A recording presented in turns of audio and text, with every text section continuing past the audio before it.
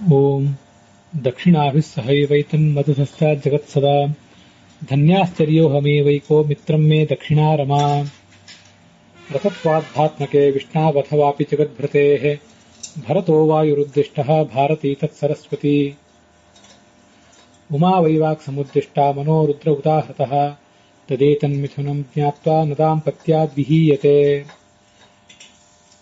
ಮಹತ್ವಾದ್ ಭಾರವತ್ವಾಚ್ಚ ಮಹಾಭಾರತಮುಚ್ಯತೆ ನಿರುಕ್ತಮಸ್ಯ ಯೋ ವೇದ ಸರ್ವಪಾಪೈಃ ಪ್ರಮುಚ್ಯತೆ ಭಾರತಂ ಬ್ರಾಹ್ಮಣಾದೀನಾಂ ವೇದಾರ್ಥ ಪರಿವಿತ್ತಯೇ ಸ ಏವ ವೇದಾಸ್ತ್ವನ್ಯೇಷಾಂ ನರ್ತೆ ತತ್ಕಸ್ಯಚಿತ್ ಸುಖಂ. ಶ್ರೀ ಗುರುಭ್ಯೋ ನಮಃ. ಮಹಾಭಾರತಸ್ಯ ಸರ್ವೇಷಾಂ ಭೂತಾನಾಂ ಕಲ್ಯಾಣಾಯ ಪ್ರಣೀತಸ್ಯ ವೇದೋಪಬೃಂಹಣೋದ್ದೇಶಕಸ್ಯ ಅನುಶಾಸನ ಪರ್ವಣಿ ಅಥಾತಃ ತ್ರಯೋವಿಂಶಃ ಭಾಗಃ 23ನೇಯ ಭಾಗ ಪ್ರವರ್ತತೆ. ತತ್ರ ವಾವಿಳ್ಳಿ ರಾಮಸ್ವಾಮಿ ಶಾಸ್ತ್ರಿಣಾಂ ಪಾಠೆ ತ್ರಯೋವಿಂಶಃ ಅಧ್ಯಾಯಃ, ಟಿ ಆರ್ ಕೃಷ್ಣಾಚಾರ್ಯಾಣಾಂ ಪಾಠೆ ದ್ವಾವಿಂಶಃ ಅಧ್ಯಾಯಃ, ವೈಷ್ಣವೇ ಪಾಠೆ अपि द्वाविंशः अध्यायः, एकविंशः 21ನೇ अध्यायः उत्तरभारतस्य पाठे प्रवर्तते. तत्र प्रायः 15 श्लोकाः समाप्ताः अतिष्ठन् गते दिवसे. वागभिमानिनी देवी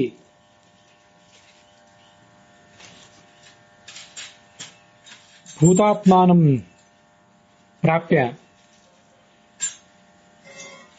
स्वीयां जिज्ञासामेकां प्रकटीचकार. अहं वागभिमानिनी देवी कामधुक्, तथापि वाचः सकाशात् मन एव श्रेष्ठं भणन्ति जनाः, ಕಿಮತ್ರ ಕಾರಣಮಿತಿ. ನಾನು ಕಾಮಧುಕ್ಕಾಗಿದ್ದೇನೆ, ಜಗತ್ತಿಗೆ ಬೇಕಾದ್ದೆಲ್ಲವನ್ನು ಕೊಡಬಲ್ಲಂಥವಳಾಗಿದ್ದೇನೆ.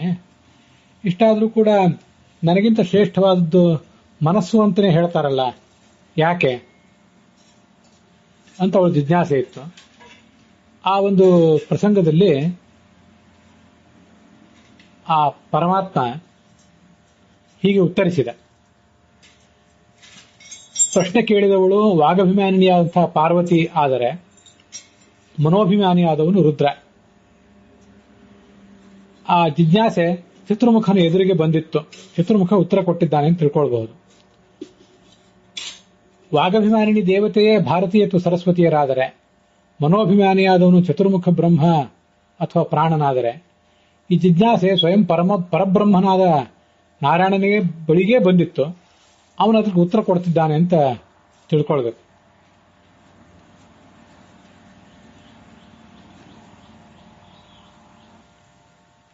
ಅಹಂ ವೈ ಕಾಮಧುಕ್ ತುಭ್ಯಂ ಇತಿ ತಂ ಪ್ರಾಹ ವಾಗಥ. ನಾನು ಕಾಮಧೇನುವಾಗಿ ನಿನಗೆ ಎಲ್ಲವನ್ನು ಕೂಡ ಒದಗಿಸಿ ಕೊಡ್ತಾ ಇದ್ದೇನೆ ಅಂತ ತನ್ನ ಶ್ರೇಷ್ಠತೆಯನ್ನ ಆ ವಾಗಭಿಮಾನಿನಿ ದೇವತೆ ಹೇಳಿಕೊಂಡ್ಲು. ಇದು ಪ್ರಶ್ನೆ. ಅಲ್ಲಿ ನಿನಗೆ ಅಂತಿದೆಯಲ್ಲ, ಒಂದು 2 ಅನುವಾದಗಳಲ್ಲೆಲ್ಲ ನಾನು ನಿನಗೆ ಕಾಮಧೇನುವಾಗಿ ನಿಂತು ಎಲ್ಲವನ್ನೂ ಒದಗಿಸಿ ಕೊಡ್ತಾ ಇದ್ದೇನೆ ಅಂತಲೇ ಮಾಡಿದ್ದಾರೆ. ವಸ್ತುತಃ ಆ ವಾಗಭಿಮಾನಿನಿಯಾದ ದೇವತೆ, ಅವಳು ಪಾರ್ವತಿಯೇ ಆಗಲಿ ಸರಸ್ವತಿಯೇ ಆಗಲಿ, ಚತುರ್ಮುಖ ಬ್ರಹ್ಮನ ಎದುರಿಗೆ ಅಥವಾ ಪರಮಾತ್ಮನ ಎದುರಿಗೆ ಬಂದು ನಾನು ನಿನಗೆ ಒದಗಿಸಿಕೊಡ್ತಿದ್ದೇನೆ ಅಂತ ಹೇಳಬೇಕಾದ ಅಗತ್ಯ ಇಲ್ಲ. ಚತುರ್ಮುಖ ಬ್ರಹ್ಮನಿಗೆ ಪಾರ್ವತಿ ಕಾಮಧೇನುವಾಗಿ ನಿಂತು ಕೊಟ್ಟದ್ದನ್ನು ಉಪಯೋಗಿಸಿಕೊಳ್ಬೇಕಾದ ಅಗತ್ಯ ಇಲ್ಲ. ಸ್ವಯಂ ಪರಂಬ್ರಹ್ಮನಾದಂತಹ ನಾರಾಯಣನಿಗೂ ಕೂಡ ಸರಸ್ವತಿ ಭಾರತೀಯರು ಕಾಮಧೇನುಗಳಾಗಿ ಕೊಟ್ಟದ್ದನ್ನ ಉಪಯೋಗಿಸಿಕೊಳ್ಬೇಕಾದ ಅನಿವಾರ್ಯತೆಯೂ ಇಲ್ಲ. ಆದ್ರಿಂದ ಶ್ಲೋಕದಲ್ಲಿ ತುಭ್ಯಂ ಅಂತ ಏನಿದೆಯಲ್ಲ, ನಿನಗೆ ಅಂತ, ಆ ತುಭ್ಯಂ ಅನ್ನುವುದಕ್ಕೆ ನಿನ್ನ ಪ್ರೀತಿಗಾಗಿ ಅಂತ ಅರ್ಥ ಮಾಡುವುದು ಹೆಚ್ಚು ಯೋಗ್ಯ. ಇದು ನಿನ್ನೆ ನಾವು ನೋಡಿದಂತಹ ಭಾಗದಲ್ಲಿ ಆ ವಾಗಭಿಮಾನಿ ದೇವತೆ ಮಾಡಿದ ಪ್ರಶ್ನದಲ್ಲಿ ನಿನಗೆ ಅಂದ್ರೆ ನಿನ್ನ ಪ್ರೀತಿಗಾಗಿ ಅಂತ ಒಂದು ಸಣ್ಣ ತಿದ್ದುಪಡಿ ಮಾಡಿಕೊಂಡು ಆ ಹಿಂದಿನ ವಿಷಯವನ್ನ ಒಂದು ಬಾರಿ ಪೂರ್ವಕಥಾನುವಾದದ ರೂಪದಲ್ಲಿ ಮನಸ್ಸಿನಲ್ಲಿ ತಂದುಕೊಂಡು ಮುಂದಿನ ಭಾಗವನ್ನು ನೋಡೋಣ. ಸ್ಥಾವರ ಜಂಗಮಾತ್ಮಕವಾದಂತಹ ಈ ಜಗತ್ತೆಲ್ಲವೂ ಕೂಡ ನನ್ನ ಮನಸ್ಸೇ ಆಗಿದೆ. ಸ್ಥಾವರಂ ಜಂಗಮಂ ಚೇವ ವಿದ್ಯುಭೇ ಮನಸೀ ಮಮ, ಸ್ಥಾವರಂ ಮತ್ಸಕಾಶೇ ವೈ ಜಂಗಮಂ ವಿಷಯೇ ತವ. ಬಾಹ್ಯೇಂದ್ರಿಯದಿಂದ ಗ್ರಹಿಸಬಹುದಾದಂತಹ ಸ್ಥಾವರ ಜಗತ್ತೆಲ್ಲವೂ ಕೂಡ ನನ್ನ ಸಮೀಪದಲ್ಲಿದೆ, ನನ್ನ ಅಧೀನ ಆಗಿದೆ ಅಂತ ಅವನ ತಾತ್ಪರ್ಯ ಇದ್ದಿರಬೇಕು. ಅಥವಾ ಇಂದ್ರಿಯಾತೀತವಾದಂತಹ ಸ್ವರ್ಗಾದಿ ಜಂಗಮಗಳೆಲ್ಲವೂ ಕೂಡ, ಜಂಗಮ ವಸ್ತುಗಳೆಲ್ಲವೂ ಕೂಡ ನಿನ್ನ ಅಂದ್ರೆ ವಾಕಿನ ಅಧೀನದಲ್ಲಿವೆ ಅಂತ ಹೇಳ್ತಾ ಇದ್ದಾನೆ ಚತುರ್ಮುಖ ಬ್ರಹ್ಮ. ಇದು ಒಂದು ಅನುವಾದ ಆ ಶ್ಲೋಕಕ್ಕೆ. ಶ್ಲೋಕಗಳು ತುಂಬಾ ನಿಗೂಢವಾಗಿರುವುದರಿಂದ ಅದಕ್ಕೆ ಅರ್ಥ ತೀರ್ಮಾನಿಸುವುದು ಕಷ್ಟ. ಲಕ್ಷಾಲಂಕಾರ ಆ ಅರ್ಥಗಳನ್ನು ಹೇಳುವ ಪ್ರಯತ್ನ ಮಾಡಿದೆ. ಆದರೆ ಲಕ್ಷಾಲಂಕಾರ ಅನೇಕ ಬಾರಿ ಸಂಗತ ಅಲ್ಲದೇ ಇರುವಂತಹ ಶಾಸ್ತ್ರ ವಿರುದ್ಧವಾದ, ಸರ್ವಮೂಲ ವಿರುದ್ಧವಾದಂತಹ ಅರ್ಥಗಳನ್ನು ಪ್ರತಿಪಾದನೆ ಮಾಡಿ ತನ್ನ ವಿಶ್ವಾಸಾರ್ಹತೆಯನ್ನು ಕಳ್ಕೊಂಡಿದೆ. ಆದ್ರಿಂದ ಲಕ್ಷಾಲಂಕಾರದಲ್ಲಿ ಪ್ರತಿಪಾದಿತವಾದಂತಹ ಅರ್ಥ, ಅದನ್ನು ಅನುಸರಿಸಿ ಮಾಡಿದಂತಹ ಅನುವಾದಗಳು, ಅದನ್ನ ವಿವಾದಾತೀತವಾಗಿ ಸ್ವೀಕಾರ ಮಾಡುವುದು ಕಷ್ಟ. ಆದರೂ ಅದನ್ನೊಂದನ್ನು ಹೇಳ್ತೇನೆ. ಲಕ್ಷಾಲಂಕಾರದಲ್ಲಿ ಹೀಗಿದೆ: ಸ್ಥಾವರಂ ಜಂಗಮಂ ಚೇವ ವಿದ್ಯುಹೇ ಮನಸೀ ಮಮ ಇತ್ಯತ್ರ ಮನಸ್ಸೃಷ್ಟತ್ವಾದ್ವಾ. ಈ ಸ್ಥಾವರ ಜಂಗಮ ಎರಡೂ ಕೂಡ ಜಗತ್ತಿನಲ್ಲಿ, ಸ್ಥಾವರ ಅಂದ್ರೆ ಒಂದು ಸ್ಥಳದಲ್ಲಿ ನಿಂತ್ಕೊಂಡಿರುವಂಥವು, ಜಂಗಮ ಅಂದ್ರೆ ಸಂಚಾರ ಮಾಡುವಂಥವು, ಹೀಗೆಲ್ಲ ಅರ್ಥ ಇದೆ. ಅದಕ್ಕೆ ವಿಶೇಷ ಅರ್ಥವನ್ನು ಮುಂದೆ ನೋಡೋಣ. ಸಾಮಾನ್ಯವಾಗಿ ಸ್ಥಾವರ ಅಂದ್ರೆ ಒಂದ್ ಕಡೆ ನಿಂತದ್ದು, ಜಂಗಮ ಅಂದ್ರೆ ಸಂಚಾರ ಮಾಡ್ತಾ ಇರೋದು. ಇವೆರಡೂ ಕೂಡ ಮನಸ್ಸು ಅಂತ ಕರೆಸ್ಕೊಂಡಿದೆ. ಯಾಕೆ ಮನಸ್ಸು ಅಂತ ಕರೆಸ್ಕೊಂಡಿದೆ? ಅದಕ್ಕೆ ಒಂದು ಕಾರಣ ಲಕ್ಷಾಲಂಕಾರದಲ್ಲಿ ಹೀಗಿದೆ. ಅದು ಐತರೇಯ ಉಪನಿಷತ್ ಭಾಷ್ಯದಲ್ಲಿ ವರ್ಣಿತವಾದ ಅರ್ಥ. ಪರಮಾತ್ಮನ ಮನಸ್ಸಿನಿಂದ ಸೃಷ್ಟವಾದದ್ದು ಈ ಜಗತ್ತೆಲ್ಲವೂ ಕೂಡ.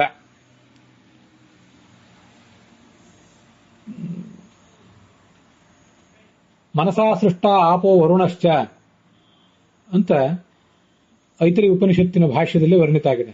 ಆಪಹ, ಎಲ್ಲಾ ಜಲಾಭಿಮಾನಿ ದೇವತೆಗಳು ಕೂಡ ಮನಸ್ಸಿನಿಂದ ಹುಟ್ಟಿದವರು. ಚತುರ್ಮುಖ ಬ್ರಹ್ಮನಿಂದ ಪ್ರಾರಂಭಿಸಿ ಎಲ್ಲ ದೇವತೆಗಳು ಕೂಡ, ಎಲ್ಲ ಜೀವರು ಕೂಡ ಮನಸ್ಸಿನಿಂದಲೇ ಹುಟ್ಟಿದವರು. ಜಡವಸ್ತುಗಳು ಕೂಡ ಮನಸ್ಸಿನಿಂದಲೇ ಹುಟ್ಟಿರುವಂತವೇ. ಹೀಗೆ ಮನಸ್ಸು, ಪರಮಾತ್ಮನ ಮನಸ್ಸು ಅಂದ್ರೆ ಆತನ ಮನನ ಶಕ್ತಿ ಈ ಜಗತ್ತಿನ ಉತ್ಪತ್ತಿಯ ಕಾರಣ. ಆದ್ರಿಂದ ಈ ಜಗತ್ತನ್ನೇ ಮನಸ್ಸು ಅಂತ ಹೇಳ್ತಾ ಇದ್ದಾರೆ. ಯಾವುದರ ಅಧೀನವೋ, ಯದಧೀನ ಯಸ್ಯ ಸತ್ತ ತದಿತ್ಯೇವ ಚೋಚ್ಯತೆ ಅಂತ ಭಾಗವತ ತಾತ್ಪರ್ಯದಲ್ಲಿ ಆಚಾರ್ಯರು ನಿರ್ಣಯ ಕೊಡ್ತಾರೆ. ಆ ದೃಷ್ಟಿಯಿಂದ ಪರಮಾತ್ಮನ ಮನಸ್ಸಿನಿಂದಲೇ ಇವೆಲ್ಲವೂ ಹುಟ್ಟಿರುವುದರಿಂದ ಈ ಜಗತ್ತೆಲ್ಲವನ್ನೂ ಮನಸ್ಸು ಅಂತ ಹೀಗೆ ಹೇಳ್ತಾರೆ. ಅದಕ್ಕೆ ಮತ್ತೊಂದು ಕಾರಣ ಇದೆ ಲಕ್ಷಾಲಂಕಾರದಲ್ಲಿ. ಮನು ಅವಬೋಧನೆ. ಈ ಜಗತ್ತಿನಲ್ಲಿ ಜ್ಞಾನಿಗಳಾದಂಥ, ತಿಳ್ಕೊಳ್ಳುವ ಶಕ್ತಿ ಇರುವಂಥ ಜೀವಿಗಳೇನಿದ್ದಾರೆ ಅವರೆಲ್ಲರನ್ನೂ ಸ್ಥಾವರ ಜಂಗಮ ಅಂತ ಹೇಳ್ತಿದ್ದಾರೆ. ಸ್ಥಾವರ ಅಂದ್ರೆ ಯಾವುದೋ ಒಂದು ಸ್ಥಳದಲ್ಲಿ ನಿಂತಿರುವಂತಹ ವೃಕ್ಷ ಅಂತಿಷ್ಟು ಮಾತ್ರ ಅರ್ಥ ಅಲ್ಲ. ಸ್ಥಾವರ ಅನ್ನೋ ಶಬ್ದಕ್ಕೆ ಏನ್ ಅರ್ಥ ಹೇಳಬೇಕು ಅಂತ ಮುಂದೆ ಆ ಲಕ್ಷಾಲಂಕಾರದಲ್ಲಿ ಹೇಳ್ತಾರೆ. ಸ್ಥಾವರ ಶಬ್ದವಾಚ್ಯ ಮುಖ್ಯ ಪ್ರಾಣ ಅಂತ ಅದರ ಅರ್ಥವನ್ನು ಹೇಳಿದ್ದಾರೆ. ತಿಷ್ಠತೀತಿ ಸ್ಥಾವರ, ಒಂದು ಸ್ಥಳದಲ್ಲಿ ನಿಂತಿರ್ತಾನೆ ಮುಖ್ಯ ಪ್ರಾಣ. ಆದ್ರಿಂದ ಅವನೇ ಸ್ಥಿರವಾಗಿ ಎಲ್ಲರ ಹೃದಯದಲ್ಲಿ ನಿಂತ್ಕೊಂಡಿರುವುದರಿಂದ ಅವನೇ ಇಲ್ಲಿ ಸ್ಥಾವರ. ಅವನು ಮನಸ್ಸಂತ ಕರೆಸ್ಕೊಂಡಿದ್ದಾನೆ. ಯಾಕೆಂದ್ರೆ ತಿಳ್ಕೊಳ್ಳುವ ಶಕ್ತಿ ಹೆಚ್ಚು ವಿಕಸಿತ ಆಗಿರುವುದು ಅವನಲ್ಲಿಯೇ. ಆದ್ರಿಂದ ಅವನನ್ನು ಮನಸ್ಸು ಅಂತ ಹೇಳಬೇಕು. ಹೀಗೆ ಸ್ಥಾವರ ಜಂಗಮಗಳನ್ನ ಮನಸ್ಸು ಅಂತ ಹೇಳಲಿಕ್ಕೆ ಒಂದು ಪರಮಾತ್ಮನ ಮನಸ್ಸಿಂದ ಹುಟ್ಟಿರುವುದು ಕಾರಣ, ಮತ್ತೊಂದು ಅವೆಲ್ಲವೂ ಕೂಡ ತಿಳ್ಕೊಳ್ಳುವ ಶಕ್ತಿಯನ್ನು ಪಡೆದಿರುವುದು ಕಾರಣ. ಈಗಿಲ್ಲಿ ಸ್ಥಾವರ ಅಂದ್ರೆ ಕೇವಲ ವೃಕ್ಷ ಎಲ್ಲೋ ಒಂದು ಜಾಗದಲ್ಲಿ ನಿಂತ್ಕೊಂಡಿರುವಂತಹ ಅಂತ ಅರ್ಥ ಅಲ್ಲ. ಸ್ಥಾವರಂ ಸ್ಥಿರತ್ವಾತ್, ಸ್ಥಾವರ ಶಬ್ದ ವಾಚ್ಯ ಮುಖ್ಯ ಪ್ರಾಣ, ಒಂದು ಸ್ಥಿರವಾದ ಸ್ಥಾನದಲ್ಲಿರುವಂಥವನು ಇದ್ದಾನೆ. ಆ ಮುಖ್ಯ ಪ್ರಾಣ ಸ್ಥಿರವಾದ ಸ್ಥಾನದಲ್ಲಿದ್ದಂತ ಅವನೇ ಸ್ಥಾವರ. ಅದಷ್ಟೇ ಅಲ್ಲ, ಮುಖ್ಯ ಪ್ರಾಣನ ಸ್ಥಾವರ ಅಂತ ಹೇಳಲಿಕ್ಕೆ ಇನ್ನೂ ಒಂದು ಅರ್ಥವನ್ನು ನಾವು ಅನುಸಂಧಾನ ತಂದ್ಕೋಬಹುದು. ಹೇಗದು? ಸ್ಥಾವರ ಅಂದ್ರೆ ಸ್ಥಿರ. ಸ್ಥಿರ ಅಂದ್ರೆ ಆ ಮುಖ್ಯ ಪ್ರಾಣನ ಜ್ಞಾನ, ಅವನ ಸ್ಮೃತಿ, ಇದು ಯಾವುದೂ ಕೂಡ ಚಂಚಲ ಆಗುವಂಥವಲ್ಲ. ಆದ್ರಿಂದ ಅವನನ್ನೇ ಸ್ಥಿರ, ಆದ್ರಿಂದ ಸ್ಥಾವರ ಅಂತ ಹೇಳಬೇಕು. ಎಲ್ಲರ ಹೃದಯದಲ್ಲೂ ಜಗತ್ತಿನಲ್ಲೂ ಸ್ಥಿರ, ಅದು ಭೌತಿಕವಾದ ಸ್ಥಿತಿ ಆಯಿತು. ಅದಲ್ಲದೆ ಆತನ ಜ್ಞಾನದ ಸ್ಥೈರ್ಯ, ಅತಿರೋಹಿತ ವಿಜ್ಞಾನ. ಅವನು ಪ್ರಳಯ ಕಾಲದಲ್ಲೂ ಕೂಡ ಆತನ ಜ್ಞಾನಕ್ಕೆ ತಿರೋಧಾನ ಇಲ್ಲ ಅಂತ ನಾವು ಕೇಳಿದ್ದೇವೆ. ಆದ್ರಿಂದ ಅವನು ಸ್ಥಾವರ. ಅವನು ನನ್ನ ಸಕಾಶದಲ್ಲಿ, ನನ್ನ ಸಮೀಪ ಇದ್ದಾನೆ. ನನ್ನ ಸಮೀಪ ಇರುವುದು ಅಂತಂದ್ರೆ ಅವನು ಈ ಚತುರ್ಮುಖ ಬ್ರಹ್ಮನ ಲೋಕದಲ್ಲಿ ಇದ್ದಾನೆ ಅಂತ ತಾತ್ಪರ್ಯ. ಮತ್ ಸಕಾಶೆ ಮಮ ಸತ್ಯಲೋಕೆ ತಿಷ್ಠತಿ, ನನ್ನ ಸತ್ಯಲೋಕದಲ್ಲಿ ಇದ್ದಾನೆ ಅಂತ ಹೀಗೆ ಹೇಳಬೇಕಾದ್ರೆ ಇದು ಚತುರ್ಮುಖ ಬ್ರಹ್ಮನೇ ಹೇಳಿರ್ಬೇಕು. ಅಥವಾ ಮಮ ಅಂದ್ರೆ ನನ್ನ ಅಂತ ಸ್ವಯಂ ಪರಮಾತ್ಮ ಹೇಳುವುದಾದ್ರೆ ನನ್ನ ಹತ್ತಿರ ಆತರ ಈ ಚತುರ್ಮುಖ, ಈ ಮುಖ್ಯ ಪ್ರಾಣ ಯಾವತ್ತೂ ಇದ್ದಾನೆ ಅಂತ ಪರಮಾತ್ಮ ಹೇಳುವುದಾಗ್ತದೆ. ಆವಾಗ ಸತ್ಯಲೋಕ ಮತ್ಸಕಾಶ ಅಂದ್ರೆ ನನ್ನ ಸತ್ಯಲೋಕ ಅಂತ ಅರ್ಥ ಅಲ್ಲ, ಒಟ್ಟಾರೆ ನನ್ನ ಸನ್ನಿಧಾನದಲ್ಲಿ, ನನ್ನ ಸಮೀಪ ಅಂತ ಅರ್ಥ.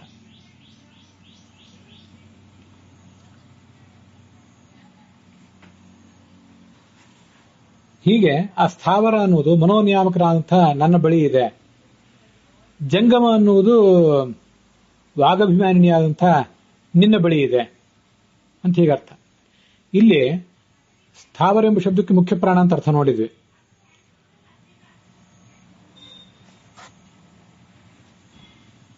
ಮುಂದೆ ಜಂಗಮ ಅಂದ್ರೆ ಸಂಚರಿಸುವವು. ನಮಗೆ ಗೊತ್ತಿದೆ, ಎಲ್ಲ ಪ್ರಾಣಿ ಪಕ್ಷಿಗಳು, ಇವೆ ಮನುಷ್ಯರು, ಇವರೆಲ್ಲರೂ ಜಂಗಮರು. ಇಲ್ಲಿ ಜಂಗಮ ಅಂದ್ರೆ ಪ್ರತಿಯೊಂದು ಮನ್ವಂತರದಲ್ಲಿಯೂ ಕೂಡ ಹುಟ್ಟುವಂಥದ್ದು. ಜಮ್ ಅಂದ್ರೆ ಹುಟ್ಟುವಂಥದ್ದು ಅಂತ ಅರ್ಥ. ಗಚ್ಚತಿ ಇತಿ ಜಂಗಮ, ಲಕ್ಷಾಲಂಕಾರದಲ್ಲಿ ಅರ್ಥ ವರ್ಣನೆ ಮಾಡಿದ್ದಾರೆ, ಅದನ್ನೇ ತಗೊಂಡಿದ್ದೇನೆ. ಜಮ್ ಜಾತಂ, ಈ ಇಂದ್ರಾದಿ ದೇವತೆಗಳು ಉಳಿದವರೆಲ್ಲ ಏನಿದ್ದಾರೆ ಅವರು ಹುಟ್ಟುವಂಥವ್ರು,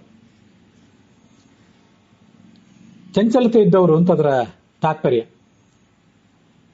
ಲಕ್ಷಾಲಂಕಾರದಲ್ಲಿ ವರ್ಣನೆ ಮಾಡಿರುವಂತೆ ಜಂಗಮ ಅಂದ್ರೆ ಜ ಅಂದ್ರೆ ಹುಟ್ಟುವಂಥದ್ದು. ಪ್ರತಿ ಕಲ್ಪದಲ್ಲಿಯೂ ಪ್ರತಿ ಮನ್ವಂತರದಲ್ಲೂ ಹುಟ್ಟನ್ನು ಪಡೆಯುವಂತಹ ಇಂದ್ರಾದಿಗಳು, ಇಂದ್ರಾದಿ ದೇವತೆಗಳು, ಅವರನ್ನೆಲ್ಲರನ್ನು ಜಮ್ ಅಂತ ಹೇಳಿದ್ದಾರೆ.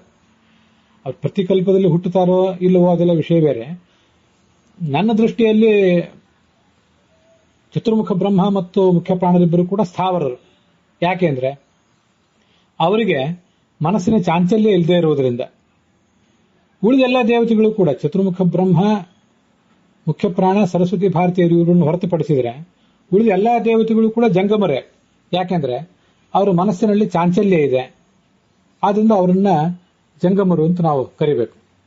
ಪ್ರತಿ ಕಲ್ಪದಲ್ಲಿ ಹುಟ್ಟುತ್ತಾರೆ ಅಂತ ತಿಳ್ಕೊಳ್ಳುವುದಕ್ಕಿಂತ ಈ ಅರ್ಥ ಹೇಳುವುದು ಹೆಚ್ಚು ಯೋಗ್ಯವಾಗಿ ನನಗೆ ಕಾಣಿಸ್ತದೆ. ಹೀಗೆ ಪರಶುಕ್ಲತ್ರಯ ಸ್ಥಾನದಲ್ಲಿರುವಂತಹವರೆಲ್ಲರೂ ಕೂಡ ಸ್ಥಾವರರು. ಪರಶುಕ್ಲತ್ರಯ ಗಣಕ್ಕಿಂತ ಭಿನ್ನರಾದವರೆಲ್ಲರೂ ಕೂಡ ಜಂಗಮರು ಅಂತ ಅದನ್ನು ನಾವು ಅರ್ಥ ಮಾಡಬಹುದು. ಇದು ಮುಖ್ಯವಾಗಿ ಸ್ಥಾವರ ಮತ್ತು ಜಂಗಮ ಅಂತ ಅನ್ನೋದಕ್ಕೆ ಅರ್ಥ. ಈ ಸ್ಥಾವರರಾದವರೆಲ್ಲರೂ ಕೂಡ ಚತುರ್ಮುಖ ಬ್ರಹ್ಮ, ಪ್ರಾಣ, ಸರಸ್ವತಿ, ಭಾರತಿ ಇವೆಲ್ಲರೂ ಕೂಡ ಯಾವತ್ತೂ ನನ್ನ ಬಳಿ ಇರ್ತಾರೆ. ನಾರನ್ನವರನ್ನ ನನ್ನ ಅತ್ಯಂತ ಪ್ರೀತಿ ಪಾತ್ರರು ಅಂತ ನನ್ನ ಸಮೀಪದಲ್ಲೇ ಇಟ್ಕೊಂಡಿದ್ದೇನೆ ಅಂತ ಅದಕ್ಕೆ ಅರ್ಥ. ಸ್ಥಾವರಂ ಮತ್ಸಕಾಶೇ ವೈ ಜಂಗಮಂ ವಿಷಯೇ ತವ, ಜಂಗಮವಾದದ್ದೆಲ್ಲವೂ ಕೂಡ ವಾಗಭಿಮಾನಿಯಾದಂತಹ ನಿನ್ನ ಬಳಿ ಇದೆ ಅಂತಿದೆಯಲ್ಲ, ಅದಕ್ಕೇನು ಅರ್ಥ? ಹಾಗೆ ಅದನ್ನ ಈ ಮುಂದಿನ ಶ್ಲೋಕದಲ್ಲಿಯೂ ಸ್ವಲ್ಪ ಹೇಳಿದ್ದಾರೆ. ಎತ್ತುತೆ ವಿಷಯಂ ಗಚ್ಚನ್ ಮಂತ್ರೋ ವರ್ಣ ಸ್ವರೂಪಿ ವಾ ತನ್ಮನೋ ಜಂಗಮಂ ನಾಮ ತಸ್ಮಾದಪಿ ಗರೀಯಸಿ. ಈ ಮಂತ್ರ, ಸ್ವರ, ವರ್ಣ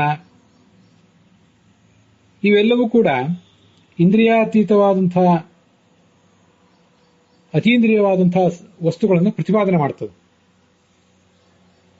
ಇಂದ್ರಿಯಾತೀತವಾದ ಸ್ವರ್ಗಾದಿಗಳಿಗೆ ಹೋಗಿದ್ದಾದರೆ ಅಂತ ಅನುವಾದ ಮಾಡಿದ್ದಾರೆ. ಎರಡು ಕಡೆ ಅನುವಾದ ಹಾಗೇ ಇದೆ. ಮಂತ್ರವಾಗಲಿ ಸ್ವರವಾಗಲಿ ಇಂದ್ರಿಯಾತೀತವಾದ ಸ್ವರ್ಗಕ್ಕೆ ಹೋಗುವುದು ಅಂದ್ರೆ ಏನರ್ಥ? ಹಾಗೆ ನೇರವಾಗಿ ಹೋಗುವುದು ಅಂತ ಅರ್ಥ ಅಲ್ಲ, ಅದನ್ನು ಪ್ರತಿಪಾದನೆ ಮಾಡುವುದು ಅಂತ ಅರ್ಥ. ಎಲ್ಲಾ ವರ್ಣಗಳು, ಎಲ್ಲಾ ಸ್ವರಗಳು ಇಂದ್ರಿಯಾತೀತವಾದ ಅಲೌಕಿಕವಾದಂತಹ ವಸ್ತುವನ್ನು ಪ್ರತಿಪಾದನೆ ಮಾಡ್ತವೆ. ಲೌಕಿಕವಾದ ವಸ್ತುಗಳನ್ನು ಪ್ರತಿಪಾದನೆ ಮಾಡುವುದರಲ್ಲಿ ಅದಕ್ಕೆ ಯಾವುದೇ ತಾತ್ಪರ್ಯ ಇಲ್ಲ ಅಂತ ಅಭಿಪ್ರಾಯ. ತನ್ಮನೋ ಜಂಗಮೋ ನಾಮ, ಈ ಜ್ಞಾನವನ್ನು ಕೊಡುವಂತಹ ಮನಸ್ಸೇನಿದೆ ಆ ಮನಸ್ಸಿಗೂ ಕೂಡ ಅತೀಂದ್ರಿಯ ಜ್ಞಾನವನ್ನು ಪಡೆಯುವ ಅಥವಾ ಕೊಡುವ ಮನಸ್ಸಿಗೂ ಕೂಡ ಜಂಗಮ ಅಂತಾನೆ ಹೆಸರಿದೆ. ಅತೀಂದ್ರಿಯ ಜ್ಞಾನವನ್ನು ಪಡೆಯುವುದು ಅಂತ ಅನ್ನೋದಕ್ಕಿಂತ ಅತೀಂದ್ರಿಯ ಜ್ಞಾನವನ್ನು ಕೊಡುವ, ನಮಗೆಲ್ಲರಿಗೂ ಕೂಡ ಅತೀಂದ್ರಿಯ ಜ್ಞಾನವನ್ನು ಕೊಡಲಿಕ್ಕೆ ಪ್ರಾಥಮಿಕ ಸಾಧನ ಈ ಮನಸ್ಸೇ. ನಾವು ಮೊದಲು ಪಡೆಯಬೇಕಾದದ್ದು ಮಾನಸ ಅಪರೋಕ್ಷವನ್ನೇ, ಮುಂದೆ ಪಡೆಯುವುದೇ ಸ್ವರೂಪ ಅಪರೋಕ್ಷ. ಆದ್ರಿಂದ ಮನಸ್ಸಿಗೂ ಕೂಡ ಜಂಗಮ ಅಂತಾನೆ ಹೆಸರಿದೆ. ಹೀಗೆ ನನ್ನ ದೃಷ್ಟಿಯಲ್ಲಿ ಜಂಗಮ ಅಂದ್ರೆ ನಮಗೆ ಜ್ಞಾನವನ್ನು ಕೊಡುವಂತಹ ಮನಸ್ಸು, ಮತ್ತೆ ಆ ಜ್ಞಾನವನ್ನು ಪಡೆಯುವಂತಹ ಎಲ್ಲಾ ದೇವತೆಗಳು, ಪರಶುಕ್ಲತ್ರಯ ದೇವತೆಗಳೇನಿದ್ದಾರೆ ಆ ಒಂದು ಗುಂಪನ್ನು ಹೊರತುಪಡಿಸಿದರೆ ಉಳಿದೆಲ್ಲ ದೇವತೆಗಳು ಅವರೆಲ್ಲರೂ ಕೂಡ ಜಂಗಮ ಅಂತಾನೆ ಕರೆಸಿಕೊಂಡಿದ್ದಾರೆ. ಜಂಗಮ ಎಂಬ ಶಬ್ದದಿಂದ ಅವರನ್ನೇ ಹೇಳಬೇಕು. ಇದು ನನ್ನ ತಾತ್ಪರ್ಯ, ನನ್ನ ಆಲೋಚನೆ. ಜಂಗಮಂ ವಿಷಯೇತ್ತವ ಅಂತ ಹಿಂದಿನ ಶ್ಲೋಕದಲ್ಲಿ ಬಂತಲ್ಲ. ಜಂಗಮಂ ವಿಷಯೇತ್ತವ ಅಂದ್ರೆ ಜಂಗಮವಾದಂತಹ ಈ ಮನಸ್ಸು ಮತ್ತು ಆ ಮನಸ್ಸಿನಿಂದ ತಿಳಿಯಲ್ಪಡಬೇಕಾದಂತಹ ಸಕಲ ಪ್ರಪಂಚವೂ ಕೂಡ ನಿನ್ನ ಅಧೀನದಲ್ಲಿದೆ ಅಂತ ಅರ್ಥ. ನಾವೀಗ ಈ ವಾಕ್ ಅಂದರೆ ಸರಸ್ವತಿ ಭಾರತೀಯರನ್ನು ತಗೊಂಡಿದ್ದೇವೆ. ಆ ಸರಸ್ವತಿ ಭಾರತೀಯರ ಅಧೀನದಲ್ಲಿಯೇ ಗರುಡಶೇಷ ರುದ್ರರಿಂದ ಮೊದಲುಗೊಂಡು ನಮ್ಮವರೆಗೆ ಸಕಲ ಪ್ರಪಂಚವೂ ಇದೆ. ಮತ್ತೆ ನಮ್ಮೆಲ್ಲರ ಮನಸ್ಸು ಕೂಡ ಅವಳ ಅಧೀನದಲ್ಲೇ ಇದೆ. ಆದ್ರಿಂದ ನೀನು ಮನಸ್ಸಿನಿಗಿಂತ ಶ್ರೇಷ್ಠಳಾಗಿದ್ದೆ. ತಸ್ಮಾದಪಿ ಗರೀಯಸಿ, ನೀನು ಮನಸ್ಸಿನಿಗಿಂತ ಶ್ರೇಷ್ಠಳಾಗಿದ್ದಿ ಅಂತ ಅಲ್ಲಿ ಬಂದಿದೆಯಲ್ಲ ಕೊನೆಗೆ. ಇದನ್ನ ಸ್ವಲ್ಪ ಪ್ರತ್ಯೇಕಿಸಿ ವಿವೇಚಿಸಿ ನೋಡ್ಬೇಕು ನಾವು. ವಾಗಭಿಮಾನಿನಿ ದೇವತೆ ಸರಸ್ವತಿ ಮತ್ತು ಭಾರತೀಯರಾದಾಗ ಅವರು ಮನೋಭಿಮಾನಿಯಾದಂತಹ ಚತುರ್ಮುಖ ಮತ್ತು ಮುಖ್ಯ ಪ್ರಾಣರಿಗಿಂತ ಶ್ರೇಷ್ಠರು ಅಂತ ಅರ್ಥ ಅಲ್ಲ.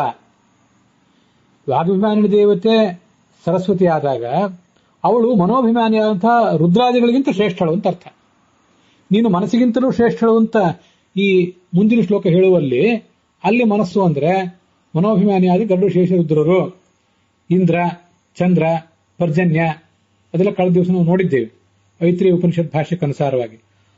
ಹಾಗಾಗಿ ಎಲ್ಲಿಯಾದರೂ ಶಾಸ್ತ್ರದಲ್ಲಿ ಮನಸ್ಸಿಗಿಂತ ವಾಕ್ಯ ಶ್ರೇಷ್ಠ ಅನ್ನುವ ಉಲ್ಲೇಖ ಬಂದ್ರೆ ಮನೋಭಿಮಾನಿಗಳಾದಂತಹ ದೇವತೆಗಳ ದೊಡ್ಡ ಪಡೆಯೇ ಇದೆ ಪರ್ಜನ್ಯನವರೆಗೆ.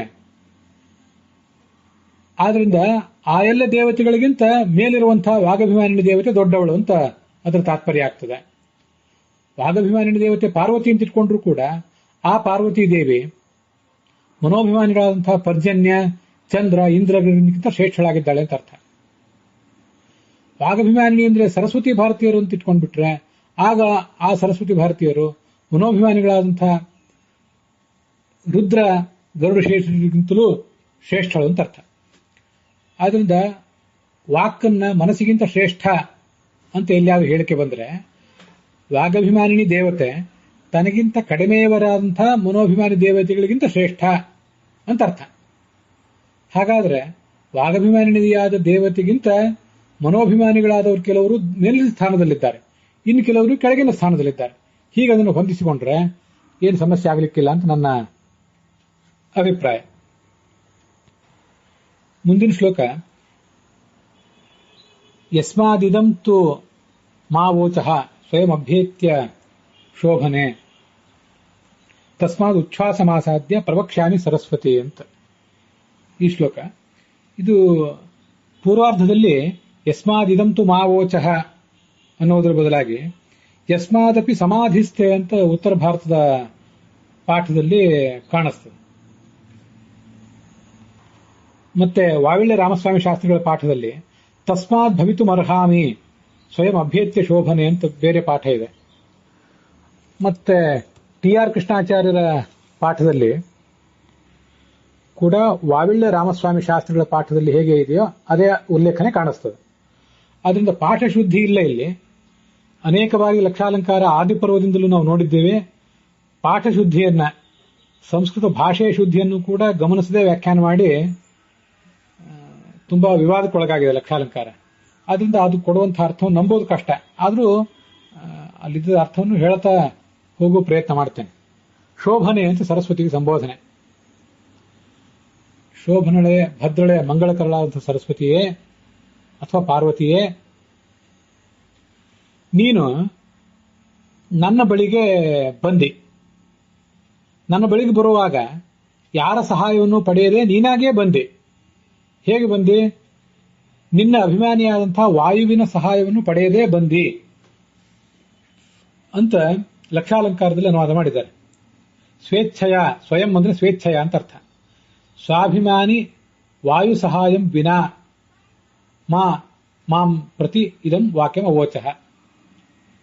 ನಿನಗೆ ಅಭಿಮಾನಿಯಾದವನು, ವಾಕ್ಯಗೆ ಅಭಿಮಾನಿಯಾದಂಥವನು ಈ ವಾಯು, ಅವನ ಸಹಾಯವನ್ನು ಪಡೆಯದೇ ನೀನು ಬಂದಿದ್ದೆ ಅಂತ ಆ ಸರಸ್ವತಿಗೆ ಆ ಚತುರ್ಮುಖ ಬ್ರಹ್ಮ ಅಥವಾ ಪರಮಾತ್ಮ ಹೇಳ್ತಾ ಇದ್ದಾನೆ ಅಂತ ತಿಳ್ಕೊಳ್ಬೇಕು. ಆ ಸರಸ್ವತಿಗೆ ಮುಖ್ಯ ಪ್ರಾಣ ಅಥವಾ ವಾಯು, ಈ ವಾಕ್ಯಗೆ ಅಭಿಮಾನಿ ಅಂತ ಏನು ಲಕ್ಷಾಲಂಕಾರದಲ್ಲಿ ಹೇಳಿದ್ದಾರೆ, ಅದೇನಷ್ಟು ಉಚಿತವಾಗಿ ಕಾಣಿಸೋದಿಲ್ಲ. ಅನುಚಿತ ಅಂತ ನಾನು ಹೇಳ್ತಿಲ್ಲ, ಆದ್ರೆ ಮೂಲದಲ್ಲಿ ಸ್ವಯಂ ಅಂತ ಮಾತ್ರ ಇದೆ. ಸ್ವಯಂ ಅಂದ್ರೆ ನೀನಾಗೇ ಬಂದು ಅಂತ ಇಷ್ಟೇ ಅರ್ಥ. ಬೇರೆ ಯಾರ ಸಹಾಯವನ್ನು ಪಡೆಯದೆ, ವಾಯುವಿನ ಸಹಾಯವನ್ನು ಪಡೆಯದೆ ನನ್ನ ಬಳಿಗೆ ಬರುವುದು ಅಂತ ಆ ಸ್ವಯಂ ಎಂಬ ಶಬ್ದದಿಂದ ಸಿಗೋದಿಲ್ಲ. ಹೀಗೆ ಮೂಲದಲ್ಲಿ ಸ್ವರಸವಾಗಿ ಸುಲಲಿತವಾಗಿ ಕಾಣದೇ ಇರುವ ಅರ್ಥವನ್ನೆಲ್ಲ ತುಂಬಾ ಕಷ್ಟಪಟ್ಟು ತಿರುಚಿ ಅದನ್ನು ವ್ಯಾಖ್ಯಾನ ಮಾಡಿದೆ ಅನೇಕ ಕಡೆ ಲಕ್ಷಾಲಂಕಾರ. ಆದ್ರಿಂದ ನಿನ್ನ ಅಭಿಮಾನಿಯಾದ ವಾಯುವಿನ ಸಹಾಯವನ್ನು ಪಡೆಯದೆ ನನ್ನ ಬಳಿಗೆ ನೀನು ಬಂದಿ ಅಂತ ಅನುವಾದ ಮಾಡುವುದು, ಅದನ್ನು ಲಕ್ಷಾಲಂಕಾರ ಹೇಳುವುದೇ ಅಷ್ಟು ಯೋಗ್ಯ ಅಲ್ಲ. ಈ ಸರಸ್ವತಿ ದೇವಿ, ಭಾರತೀ ದೇವಿ ಹಾಗೆ ಪಾರ್ವತಿ ಇವರೆಲ್ಲರೂ ಕೂಡ ವಾಕ್ಯಗೆ ಅಭಿಮಾನಿನಿಯರು. ಅವರಿಗಿಂತ ಜ್ಯೇಷ್ಠನಾದಂತಹ ಪ್ರಾಣ ಮತ್ತೆ ಈ ಚತುರ್ಮುಖ ಇಬ್ಬರು ಕೂಡ ಅವರು ಅದಕ್ಕೆ ಅಭಿಮಾನಿಗಳೇ. ಅಭಿಮಾನಿಗಳು ಅನ್ನೋದ್ರ ಬಗ್ಗೆ ಏನು ಸಂಶಯ ಬೇಡ. ಸಣ್ಣವರು ಯಾವುದಕ್ಕೆ ಅಭಿಮಾನಿಗಳು, ದೊಡ್ಡವರು ಅದಕ್ಕೆ ಖಂಡಿತವಾಗಿಯೂ ಅಭಿಮಾನಿಗಳೇ. ಅಭಿಮಾನಿ ಅಂದ್ರೆ ನಿಯಾಮಕ ಅಂತ ಇಷ್ಟೇ ಅರ್ಥ. ಮುಖ್ಯ ಪ್ರಾಣನೂ ಕೂಡ ಓಂಕಾರ ಇತ್ಯಾದಿಗಳಿಗೂ ಕೂಡ ಅಭಿಮಾನಿ ಅಂತ ವರ್ಣನೆ ಮಾಡಿದ್ದಾರೆ. ಅದರ ಐತರಿ ಉಪನಿಷತ್ತಿನ ಭಾಷ್ಯದಲ್ಲಿದೆ. ಆದ್ರಿಂದ ಮುಖ್ಯ ಪ್ರಾಣ ವಾಗಭಿಮಾನಿ ಅಂತ ಹೇಳಿದ್ರೆ ವಿಷಯ ತಪ್ಪಲ್ಲ. ಆದ್ರೆ ಆ ಮೂಲದಲ್ಲಿರುವ ಶ್ಲೋಕದಿಂದ ನಿನ್ನ ಅಭಿಮಾನಿಯಾದ ವಾಯುವಿನ ಸಹಾಯವನ್ನು ಪಡೆಯದೆ ನನ್ನ ಬಳಿಗೆ ನೀನು ತಾನಾಗಿಯೇ ಬಂದೆ ಅಂತ ಅರ್ಥ ಮಾಡೋದು ಯಾಕೋ ಅಷ್ಟು ನನಗೆ ಸರಿಯಾಗಿ ಕಾಣಿಸೋದಿಲ್ಲ. ಹಾಗಾದ್ರೆ ಆ ಮಾತಿಗೆ ಏನು ಅರ್ಥ ಹೇಳಬೇಕು? ಸ್ವಯಂ ಅಭ್ಯರ್ಥಿ ಅಂದ್ರೆ ಏನು? ನೀನಾಗೆ ಬರುವುದು, ಸ್ವೇಚ್ಛೆಯಿಂದ ಬರುವುದು ಅಂತ ಇಷ್ಟೇ ಅರ್ಥ. ಬೇರೆ ಯಾರ ಸಹಾಯವನ್ನು ಪಡೆಯುವುದು ಇತ್ಯಾದಿ ಬೇರೆ ಅರ್ಥವನ್ನು ನಾವೇನು ಅಲ್ಲಿ ಹೊರಗಿನಿಂದ ತುರುಕಬೇಕಾಗಿಲ್ಲ. ಸ್ವಯಂ ಜಿಜ್ಞಾಸೆಯಿಂದ ಬಂದಿದ್ದೆ, ನನ್ನ ಬಳಿಗೆ ಬಂದಿದ್ದೆ ತಿಳ್ಕೊಳ್ಬೇಕು ಅಂತ ಬಂದಿದ್ದೆ ಅಂತ ಸರಳವಾಗಿ ಹೇಳುವುದೇ ಯೋಗ್ಯ. ಮುಂದಿನ ತಸ್ಮಾತ್ ಉಚ್ಛ್ವಾಸಮಾಸಾಧ್ಯ ಮಾ ವಕ್ಷಸಿ ಸರಸ್ವತಿ ಅಂತೇನಿದೆಯಲ್ಲ, ಇದು ಈ ಪಾಠವೂ ಕೂಡ ಶ್ಲೋಕವೇ ವಿವಾದಗ್ರಸ್ತ ಆಗಿದೆ. ಪಾಠ ಹೇಗಿರಬೇಕು ಅನ್ನೋದ್ರ ಬಗ್ಗೆ. ವಾವಿಳ್ಯ ರಾಮಸ್ವಾಮಿ ಶಾಸ್ತ್ರಿಗಳ ಪಾಠದಲ್ಲಿ ಪ್ರವಕ್ಷ್ಯಾಮಿ ಸರಸ್ವತೀಂ ಅಂತಿದೆ. ತಸ್ಮಾತ್ ಉಚ್ಛ್ವಾಸಮಾಸಾಧ್ಯ ಪ್ರವಕ್ಷ್ಯಾಮಿ ಸರಸ್ವತೀಂ ಅಂತ. ಉತ್ತರ ಭಾರತದಲ್ಲಿಯೂ ಕೂಡ ಪ್ರವಕ್ಷ್ಯಾಮಿ ಸರಸ್ವತಿ ಅಂತ ಸಂಬೋಧನೆ ಇದೆ. ಮತ್ತೆ ಟಿ ಆರ್ ಕೃಷ್ಣಾಚಾರ್ಯರ ಪಾಠದಲ್ಲಿಯೂ ಕೂಡ ಪ್ರವಕ್ಷ್ಯಾಮಿ ಸರಸ್ವತಿ ಅಂತಿದೆ. ನಾವು ನೋಡ್ತಿರುವಂತಹ ಈ ವೈಷ್ಣವ ಪಾಠದಲ್ಲಿ ಮಾತ್ರ ಮಾ ವಕ್ಷ್ಯಸಿ, ವಕ್ಷ್ಯಸಿ ಅಂದ್ರೆ ನೀನು ಹೇಳುತ್ತಿ ಅಂತ ಅರ್ಥ ಆಗ್ತದೆ. ವಕ್ಷ್ಯಾಮಿ ಅಂದ್ರೆ ನಾನು ಹೇಳ್ತೇನೆ ಅಂತ ಅರ್ಥ ಆಗ್ತದೆ. ಉತ್ತರ ಭಾರತದ ಪಾಠದಲ್ಲಿ ಟಿ ಆರ್ ಕೃಷ್ಣಾಚಾರ್ಯರ ಪಾಠ ಮತ್ತೆ ವಾವಿಳ್ಯ ರಾಮಸ್ವಾಮಿ ಶಾಸ್ತ್ರಿಗಳ ಪಾಠ ಎಲ್ಲ ಕಡೆ ವಕ್ಷ್ಯಾಮಿ ಅಂದ್ರೆ ನಾನು ಹೇಳ್ತೇನೆ ಅನ್ನುವ ಪಾಠ ಇದೆ. ವೈಷ್ಣವ ಪಾಠದಲ್ಲಿ ಮಾತ್ರ ವಕ್ಷಸಿ ಅಂತಿದೆ, ಅಂದ್ರೆ ನೀನು ಹೇಳ್ತಿ ಅಂತ ಅರ್ಥ ಆಗ್ತದೆ. ಅವ್ರು ಹೇಳುವವರು ಸರಸ್ವತಿ, ನೀನು ಹೇಳ್ತಾ ಇದ್ದಿ. ವಕ್ಷ್ಯಾಮಿ ಅಂದ್ರೆ ನಾನು ಹೇಳ್ತೇನೆ, ನಾನು ಆ ಪರಬ್ರಹ್ಮ ಹೇಳ್ತೇನೆ ಅಂತ ಅರ್ಥ ಆಗ್ತದೆ. ಅವನು ಹೇಗೆ ಹೇಳ್ತಾನೆ? ತಸ್ಮಾತ್ ಉಚ್ಛ್ವಾಸ ಮಾಸಾಧ್ಯ ಅಂತಿದೆಯಲ್ಲ, ಆ ಪಾಠ ಎಲ್ಲ ಕಡೆ ಸಮಾನವಾಗಿದೆ. ಅದರ ಅರ್ಥ ಏನ್ ಮಾಡಬೇಕು? ಉತ್ತರ ಭಾರತದ ಪಾಠದಲ್ಲಿ ಏನು ಆ ಪಾಠವನ್ನು ಅನುಸರಣೆ ಮಾಡಿಕೊಂಡು ಏನು ಅನುವಾದ ಮಾಡ್ತಾರೆ ಭಾರತ ದರ್ಶನ ಪ್ರಕಾಶನದವರು, ಅವರು ಹೇಳುವಂತೆ ನಿನ್ನ ಈ ಒಂದು ಜಿಜ್ಞಾಸೆಯನ್ನು ಕೇಳಿ ನಾನು ಕಾಮದುಕ್ಕಾಗಿದ್ದೇನೆ, ಎಲ್ಲವನ್ನೂ ಒದಗಿಸಿಕೊಡ್ತಿದ್ದೇನೆ, ಆದ್ರಿಂದ ನನಗಿಂತ ಮನಸ್ಸು ಶ್ರೇಷ್ಠ ಹೇಗೆ ಅಂತ ನಿನ್ನ ಜಿಜ್ಞಾಸೆಯನ್ನು ಕೇಳಿ ನಿನ್ನ ಸಮರ್ಥನೆ, ನಿನ್ನ ಪಕ್ಷದ ಸಮರ್ಥನೆಯನ್ನು ನೀನು ಮಾಡಿಕೊಂಡಿರುವುದರಿಂದ ನನಗೆ ಉಸಿರು ಕಟ್ಟಿದಂತಾಗಿದೆ. ಆದ್ರಿಂದ ಸ್ವಲ್ಪ ಉಸಿರು ಎಳೆದುಕೊಂಡು ಮುಂದೆ ಮಾತಾಡ್ತೇನೆ ಅಂತ ಅನುವಾದ ಮಾಡಿದ್ದಾರೆ. ಈ ಲೌಕಿಕವಾಗಿ ಸ್ವಲ್ಪ ಉಸಿರಾಡ್ಲಿಕ್ಕೆ ಬಿಡಪ್ಪ, ನಮಗೆ ಉಸಿರಾಡಿಸಿ ಸಾವರಿಸಿಕೊಂಡು ಸ್ವಲ್ಪ ಆಲೋಚನೆ ಮಾಡಿ ಉತ್ತರ ಹೇಳ್ತೇನೆ, ತೀರಾ ಅವಸರ ಮಾಡಬೇಡ ಅಂತ ಜಗತ್ತಿನಲ್ಲೂ ಕೂಡ ನಾವು ಹೇಳ್ತೇವೆ. ಆದ್ರಿಂದ ಸ್ವಲ್ಪ ಉಸಿರು ಎಳೆದುಕೊಂಡು ಸಾವರಿಸಿಕೊಂಡು ಹೇಳ್ತೇನೆ ಅಂತ ಅನುವಾದ ಆ ಭಾರತ ದರ್ಶನ ಪ್ರಕಾಶನದವರು ಮಾಡ್ತಾರೆ ಅಂತ ಕಾಣಿಸ್ತದೆ ನೋಡಿದ್ರೆ. ಆದರೆ ಈ ಲಕ್ಷಾಲಂಕಾರದಲ್ಲಿ ಏನಿದೆ, ತಸ್ಮಾತ್ ಉಚ್ಛ್ವಾಸಂ ಊರ್ಧ್ವಂ ಶ್ವಾಸಂ ಆಸಾಧ್ಯ ಮಾಂ ವಕ್ಷಿಸಿ, ನೀನು ಊರ್ಧ್ವ ಶ್ವಾಸವನ್ನು ಅವಲಂಬಿಸಿಕೊಂಡು ನನ್ನ ಬಳಿಗೆ ಮಾತನಾಡ್ತಾ ಇದ್ದಿ. ಇದು ವೈಷ್ಣವ ಪಾಠ. ಈಗಾಗಲೇ ನಾನು ಹೇಳಿದಂತೆ ಬೇರೆ ಕಡೆ ಪಾಠದಲ್ಲಿರುವಂತೆ ನಾನು ಹೇಳ್ತೇನೆ, ಸ್ವಲ್ಪ ಉಸಿರು ಎಳೆದುಕೊಂಡು ಸಾವರಿಸಿಕೊಂಡು ನಿನಗೆ ಸಮಾಧಾನ ಆಗುವಂತೆ ಉತ್ತರ ಹೇಳ್ತೇನೆ ನಾನು ಅಂತ ಬೇರೆ ಪಾಠದಲ್ಲಿ ಆಗ್ತದೆ. ಯಾಕೆಂದ್ರೆ ಅಲ್ಲಿ ವಕ್ಷ್ಯಾಮಿ ನಾನು ಹೇಳ್ತೇನೆ ಅಂತ ಇರುವುದರಿಂದ, ಇಲ್ಲಿ ವಕ್ಷಸಿ ನೀನು ಹೇಳ್ತೀಯ ಅಂತ ಇರುವುದರಿಂದ ಊರ್ಧ್ವ ಶ್ವಾಸವನ್ನು ಎಳೆದುಕೊಂಡು ಹೇಳ್ತಿ, ಊರ್ಧ್ವ ಶ್ವಾಸವನ್ನು ಎಳೆದುಕೊಂಡು ಹೇಳುವ ಪ್ರಯತ್ನ ಮಾಡ್ತಾ ಇದ್ದೀನಿ ನೀನು. ಆದರೆ ಊರ್ಧ್ವ ಶ್ವಾಸ ಸಮಯೇ ತವ ಪ್ರವೃತ್ತಿ ನ ಭವೇದಿತಿ ಭಾವ. ಊರ್ಧ್ವ ಶ್ವಾಸವನ್ನು ಎಳೆಯುವ ಪ್ರಸಂಗದಲ್ಲಿ ನಿನ್ನ ಪ್ರವೃತ್ತಿಯೇ ಆಗೋದಿಲ್ಲ. ನೀನು ಆ ರೀತಿಯಾಗಿ ಶ್ವಾಸವನ್ನು ಎಳ್ಕೊಳ್ಳಿಕ್ಕೆ ಸಾಧ್ಯ ಆಗೋದಿಲ್ಲ, ನೀನಾಗಲಿ ಬೇರೆ ಯಾರೇ ಆಗಲಿ. ಅದರ ತಾತ್ಪರ್ಯ ಏನು? ಅದು ಸ್ವಲ್ಪ ವಿಚಿತ್ರವಾಗಿದೆ. ಮುಂದೆ 20ನೇ ಶ್ಲೋಕ ಅಥವಾ 22ನೇ ಶ್ಲೋಕ ಒಂದು ಬಾರಿ ಗಮನಿಸಿ, ಅದನ್ನು ನಾನು ಮುಂದಿನ ಭಾಗದಲ್ಲಿ ಹೇಳುವನಿದ್ದೇನೆ. ತಸ್ಮಾದ್ ಉಚ್ಛ್ವಾಸ ಮಾಸಾಧ್ಯ ನವಾಗ್ ವದತಿ ಕರಿಹಿಚಿತ್ ಅಂತ. ಉಸಿರನ್ನು ಒಳಗೆ ಎಳೆದುಕೊಳ್ಳುವ ಸಂದರ್ಭದಲ್ಲಿ ಯಾವುದೇ ಮಾತು ಹೊರಡುವುದಿಲ್ಲ ಅಂತ ಇದು ಭಾರತ ದರ್ಶನ ಪ್ರಕಾಶನದಲ್ಲಿದೆ. ಹಾಗೇನೆ ವೈಷ್ಣವ ಪಾಠವನ್ನು ಅನುಸರಿಸಿ ಅನುವಾದ ಮಾಡಿದವರು ಕೂಡ ಅನುವಾದ ಮಾಡಿದ್ದಾರೆ. ಇದ್ರ ಬಗ್ಗೆ ಏನು ವಿಷಯ ಇದೆ ಅಂತ ಅನ್ನೋದನ್ನ ನಾಳೆ ಹೇಳ್ತೇನೆ. ಆದ್ರೂ ಸಾಮಾನ್ಯವಾಗಿ ಆ ಮುಂದೆ ಬರುವ 20 ಅಥವಾ 22ನೇ ಶ್ಲೋಕ ಮತ್ತು ಇಲ್ಲಿ ಈ ವೈಷ್ಣವ ಪಾಠ ಇಲ್ಲಿ ಏನು ಅನುವಾದಿಸಿದೆ ಅದ್ರ ಬಗ್ಗೆ ಸ್ವಲ್ಪ ನೋಡೋಣ. ನಾವೆಲ್ಲ ಮಾತನಾಡ್ತೀವಲ್ಲ, ಮಾತನಾಡುವಾಗ ಹೇಗೆ ಮಾತಾಡ್ತೇವೆ?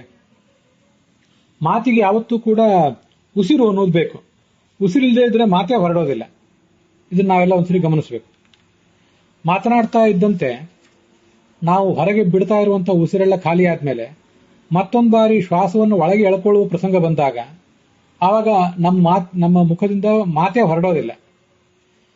ಆವಾಗ ನಾವು ಮಾತನ್ನು ನಿಲ್ಲಿಸಿ ಶ್ವಾಸವನ್ನು ಒಳಗೆ ಎಳೆದುಕೊಂಡು ಪೂರ್ತಿ ಅದೆಲ್ಲ ಶ್ವಾಸಕೋಶಗಳಿಗೆ ಆ ಶ್ವಾಸ ತಲುಪಿದ ಮೇಲೆ ಶ್ವಾಸವನ್ನು ಹೊರಗೆ ಬಿಡ್ಲಿಕ್ಕೆ ತೊಡಗ್ತೇವೆ. ಶ್ವಾಸ ಹೊರಗೆ ಬರ್ತಾ ಇರುವಂತೆ ಆ ಅನೇಕ ಅಕ್ಷರಗಳು ನಮ್ಮ ತುಟಿ, ದಂತ, ನಾಸಿಕ, ಕಂಠ, ಹೃದಯ, ಮೂರ್ಧ ಇತ್ಯಾದಿ ಸ್ಥಾನಗಳಿಂದ ಹೊರಡ್ತವೆ. ಯಾವತ್ತೂ ಕೂಡ ಜಗತ್ತಿನ ಎಲ್ಲಾ ಭಾಷೆಗಳಲ್ಲಿಯೂ ಕೂಡ ಉಸಿರನ್ನ ಹೊರಗೆ ನಾವು ಬಿಡುವಾಗಲೇ ಈ ಅಕ್ಷರಗಳು ನಮ್ಮ ಬಾಯಿಂದ ಹೊರಡುವುದು. ಯಾವುದೇ ಧ್ವನ್ಯಾತ್ಮಕ ಶಬ್ದ ಆಗಲಿ ವರ್ಣಾತ್ಮಕ ಶಬ್ದ ಆಗಲಿ ಏನನ್ನಾದರೂ ಬಾಯಿಂದ ನಾವು ಹೇಳಬೇಕಾದ್ರೂ ಕೂಡ ನಾವು ಉಸಿರನ್ನು ಹೊರಗೆ ಬಿಡುವಾಗಲೇ ಆ ಶಬ್ದವನ್ನು ಹೊರಡಿಸ್ಲಿಕ್ಕೆ ಸಾಧ್ಯ. ಆದ್ರಿಂದ ಪೂರ್ತಿ ಉಸಿರು ಹೊರಗೆ ಬಿಟ್ಟಾದ ಮೇಲೆ ಮಾತು ಹೊರಡುವುದೇ ಇಲ್ಲ. ಉಸಿರನ್ನು ಒಳಗೆ ಎಳ್ಕೊಂಡು ಆದ್ಮೇಲೆ ಮತ್ತೆ ಮಾತಾಡಬೇಕಾಗ್ತದೆ. ಇದು ಕೇವಲ ನಮ್ಮ ಮಾತುಗಳಿಗೆ ಮಾತ್ರ ಸಂಬಂಧಪಟ್ಟದ್ದಲ್ಲ. ವಾದ್ಯಗಳಲ್ಲಿಯೂ ಕೂಡ ನಾವು ಕೊಳಲು ಇತ್ಯಾದಿಗಳನ್ನು ನುಡಿಸುವಾಗ ಶ್ವಾಸ ಒಂದಿಷ್ಟನ್ನು ಒಳಗೆ ಎಳೆದುಕೊಂಡು ಅದಾದ್ಮೇಲೆ ಶ್ವಾಸವನ್ನ ಹೊರಗೆ ಬಿಡ್ತಾ ಬಾಯಿಂದ ಶ್ವಾಸವನ್ನ ಹೊರಗೆ ಬಿಟ್ಟು ಆ ಕೊಳಲಿನ ರಂಧ್ರಗಳಲ್ಲಿ ಶ್ವಾಸವನ್ನು ಹೊರಗೆ ಬಿಟ್ಟು ಅದನ್ನು ಬೇರೆ ಬೇರೆ ರೀತಿಯಾದ ಸ್ವರಗಳನ್ನು ಹೊರಡಿಸುವಂತೆ ಮಾಡ್ತೇವೆ. ಇದಲ್ಲದೆ ಈ ಹಾರ್ಮೋನಿಯಂ ಪೇಟಿ ಏನಿರ್ತದೆ ಅದನ್ನು ನುಡಿಸುವಾಗಲೂ ಕೂಡ ಅದಕ್ಕೂ ಗಾಳಿ ಬೇಕು. ಆ ಗಾಳಿ ಬೇರೆ ಬೇರೆ ಸ್ಥಾನಗಳಲ್ಲಿ ಸಂಪರ್ಕ ಹೊಂದಿದಾಗ ಅದರಿಂದ ಬೇರೆ ಬೇರೆ ತರಹದ ಸ್ವರಗಳು ಹುಟ್ಟುತ್ತವೆ. ಅದಕ್ಕಾಗಿ ಗಾಳಿಯನ್ನ ಒತ್ತುತ್ತಾ ಇರ್ತಾರಲ್ಲಿ ಇನ್ನೊಂದು ಕೈಯಿಂದ. ಎಡಗೈಯಿಂದ. ಬಲಗೈಯಿಂದ ಅದರ ಕೀಲಿ ಮಣೆಗಳನ್ನು ಒತ್ತಿ ಬೇರೆ ಬೇರೆ ನಾದಗಳನ್ನು ಹೊರಡಿಸ್ತಾರೆ. ಇದು ವಾದ್ಯಗಳಿಗಾಗಲಿ ಮತ್ತೆ ಮನುಷ್ಯ ಪ್ರಾಣಿಗಳಿಗಾಗಲಿ ಸಮಾನವಾದ ನಿಯಮ ಇದು. ಶ್ವಾಸ ಒಳಗೆ ಎಳೆದುಕೊಳ್ಳುವಾಗ ಯಾವುದೇ ಮಾತನ್ನು ಆಡ್ಲಿಕ್ಕೆ ಬರೋದಿಲ್ಲ, ಯಾವುದೇ ಶಬ್ದವನ್ನು ಹೊರಡಿಸ್ಲಿಕ್ಕೆ ಬರೋದಿಲ್ಲ. ಶ್ವಾಸವನ್ನು ಹೊರಗೆ ಹಾಕುವಾಗಲೇ ನಾವು ಶಬ್ದಗಳನ್ನು ಹೊರಡಿಸ್ಲಿಕ್ಕೆ ಸಾಧ್ಯ. ಅದಕ್ಕಾಗಿ ಊರ್ಧ್ವ ಶ್ವಾಸದ ಸಮಯದಲ್ಲಿ ನಿನ್ನ ಪ್ರವೃತ್ತಿ ಉಂಟಾಗಲು ಸಾಧ್ಯ ಇಲ್ಲ ಅಂತ ಲಕ್ಷಾಲಂಕಾರಕ್ಕೆ ಅನುಸಾರವಾಗಿ ಅನುವಾದ ಇದೆ. ಅದು ಮುಂದಿನ 20 ಅಥವಾ 22ನೇ ಶ್ಲೋಕದಲ್ಲಿಯೂ ಹಾಗೆ ಅನುವಾದ ಇದೆ. ಉಸಿರನ್ನು ಎಳೆದುಕೊಳ್ಳುವ ಸಂದರ್ಭದಲ್ಲಿ ಯಾವುದೇ ಮಾತು ಹೊರಡುವುದಿಲ್ಲ ಅಂತ. ಸಾಮಾನ್ಯವಾದ ನಿಯಮ ಇದೆ, ಜಗತ್ತಿನಲ್ಲಿ ಎಲ್ಲರಿಗೂ ಗೊತ್ತಿರುವಂತಹ ನಿಯಮ. ಎಲ್ಲರೂ ಅದನ್ನು ಗಮನಿಸಿರ್ತಾರೋ ಇಲ್ಲೋ, ಆದರೆ ಎಲ್ರಿಗೂ ಅನುಭೂತವಾದ ನಿಯಮ. ಅದಕ್ಕೆ ಒಂದೆರಡು ಅಪವಾದಗಳಿವೆ ಭಾಷಾಶಾಸ್ತ್ರದ ದೃಷ್ಟಿಯಿಂದ. ಅದನ್ನ ನಾಳೆ ದಿವಸ ಹೇಳ್ತೇನೆ. ಪ್ರಸ್ತುತ ಶ್ಲೋಕದಲ್ಲಿ ಊರ್ಧ್ವ ಶ್ವಾಸದ ಸಂದರ್ಭದಲ್ಲಿ ಮಾತಿನ ಪ್ರವೃತ್ತಿಯೇ ಆಗೋದಿಲ್ಲ, ಮಾತನಾಡಲಿಕ್ಕೆ ಸಾಧ್ಯ ಆಗೋದಿಲ್ಲ ಅಂತ ಅನುವಾದ ಮಾಡಬೇಕು, ಅಥವಾ ಈ ಭಾರತ ದರ್ಶನ ಪ್ರಕಾಶನದಲ್ಲಿರುವಂತೆ ನನಗೆ ಉಸಿರು ಕಟ್ಟಿದಂತಾಗಿದೆ, ಸ್ವಲ್ಪ ಉಸಿರೆಳೆದುಕೊಂಡು ಸಾವರಿಸಿಕೊಂಡು ಮುಂದೆ ಮಾತಾಡ್ತೇನೆ ಅಂತ ಅವನು ಹೇಳ್ತಾನೋ, ಅದನ್ನು ತೀರ್ಮಾನಿಸುವುದು ಕಷ್ಟ. ಯಾಕೆಂದ್ರೆ ಪಾಠವೇ ಯಾವುದಂತೂ ಸತ್ಯ ಇಲ್ಲ, ತುಂಬಾ ನಿಗೂಢವಾದ ಅರ್ಥವುಳ್ಳದ್ದು ಬೇರೆ ಈ ಮಹಾಭಾರತ. ಅದರಿಂದ ಅದು ಸ್ಪಷ್ಟ ಆಗೋದಿಲ್ಲ. ಅಂತೂ ಎರಡರಲ್ಲೂ ಏನಿದೆ ಅಂತ ಹೇಳ್ತೇನೆ. ಆ ಹೇಳಿದ್ದು ಇದನ್ನೆಲ್ಲ ಕೇಳಿದವರಿಗೆ ಮುಂದೆ ಯಾರಿಗಾದರೂ ಸಂಶೋಧಕರಿಗೆ ಮತ್ತಿನ್ನು ಹೆಚ್ಚಿನ ಆಲೋಚನೆ ಮಾಡ್ಲಿಕ್ಕೆ ಸಾಧ್ಯ ಆಗೋದಾದ್ರೆ ಆವಾಗ ನಾನು ಆಲೋಚನೆ ಮಾಡಿದ್ದೊಂದಿಷ್ಟು ಸಾರ್ಥಕ ಆದೀತು. ಇಲ್ಲಿಗೆ ಈ ಭಾಗ ಸಮಾಪ್ತವಾಗಿದೆ. ಇದರ ಮುಂದಿನ ಭಾಗವನ್ನು ನಾಳೆ ದಿವಸ ನೋಡೋಣ.